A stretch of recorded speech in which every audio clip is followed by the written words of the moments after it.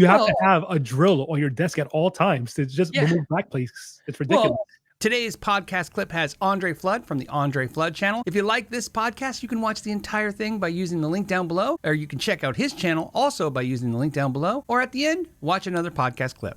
We know for a fact that the guitar community will take ideas that were at one point true or at one point said, and we'll run with it for all of guitar history. Yeah, I know. That's just how it is. Like, this wood sounds this way. Whether or not you believe it or not, that's fine. But that's something that was said a very long time ago. We still have it today. Same thing with the way certain pickups are, certain wine, all of this stuff, right? And so if you think back to when we first had the 6-screw tremolo, we're talking about the 50s, right, on a Fender Strat. And if you think about how many guitar techs there were in the world who knew how to set up a 6-screw tremolo made by Leo Fender, right? How many techs on the planet knew how to cut a nut the right way? Like, today, the idea of not having your nut cut properly, it's like, well, there's 5 great guitar techs in every major city. Absolutely. You can go on your channel or someone else's channel, buy a nut file for $5 and learn how to cut your own nut perfectly in a weekend or two. You know what I mean? Right.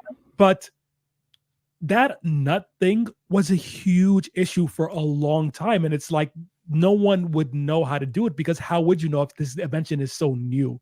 The idea of having a bridge on here that's going to move around, that's going to mess with the nut, that's not a thing with acoustic guitars. It's not a thing with archtop guitars. It's not a thing with nylon string guitars.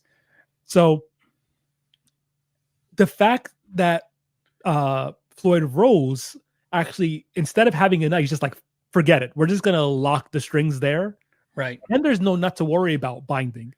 You know, I feel like that's a great innovation of the time, that it's almost like a little bit of a time capsule now, right? Yeah. Because there's so many great tremolos that we have today that we don't even need a locking nut to work really well. Now, they're not going to behave totally like a Floyd, but you can get pretty crazy with a close nut. Yeah. And it's like, we still have that little piece of history in the locking nut from a time when the only way to be sure the nut was cut properly, or that the nut wouldn't be an issue, was to just lock it down, and then the nut's not a worry whatsoever. Well, think about this. What's great about what Floyd did that's awesome is it's all about friction. You got to remove all the friction, right? Because you want the string to return to the spot where it started when you use the tremolo, right, or the vibrato. And so if you look on it, like you can find footage now on YouTube of slow motion cameras, those really crazy cool cameras where they, we watch somebody's face and it does that roll across their cheek kind of thing. You watch the string move on the nut. You literally see it come out of the nut and then go back into its spot, right? Sometimes it slides forward. Sometimes it actually jumps out because the string gets so loose and then lines back. So it's all about going back. It's almost like if you took a Sharpie and marked on your string and then hit your tremolo and then pull it back. You want the Sharpie mark to be exactly where the nut was, right? Where it was, right? So it's about eliminating friction. And what I love about Floyd Rose was he looked at the problem and he said, if I clamp it, then there won't be any friction issue because I've clamped it, right? He's like, I'm just going to stop it from moving across the nut altogether. That's zero friction because there's zero movement, right? Like, that's how he decides to solve the problem. And then because of the times, he gets a patent, not on the tremolo, right? Which is important. He gets a patent on the locking nut. It's a nut that locks. That's why you ever go to a music store and you see there's a guitar and it has a nut on it. And then after the nut, there's like one of those aftermarket things. Yeah, that's them not violating his patent at the time. I didn't know that. Wow. Yeah, because their nut can't, they can have it after, but you can't have the nut necessarily lock, right? So imagine what he does. And then, of course, he gets Eddie Van Halen to play them. And Kramer, I don't know if you know, here's the history of this. Kramer basically buys up all the Floyd Rose. No one can get them. Grover Jackson, those guys, that's why they use Kahlers. They couldn't get anything. Like I said, I've interviewed some of these guys. You get all the kind of angles of it. And the funny part is Floyd, not specifically Floyd himself, but the Floyd Rose Bridge, it becomes the most iconic, like, doesn't go out of tune tremolo system ever in history. Yep. Because of exactly what you said. Because he solved the problem one way. He had one way to solve it. There's 10 ways to solve it. He picked one. It was a good one, don't get me wrong, but it had its limitations on what you could do after that. And then for some reason, like you said, I know, because I'm like you, I'll talk about this with musicians, and some musicians that 30-year-old information is just still cemented today as being the gospel truth on how it has to be done. And I'm like, dude, you could pick up PRSs, you could pick up this Petrucci Music Man, you could pick up guitars all day long, and you cannot knock them out of tune with a vibrato system. You could do it to Gibsons.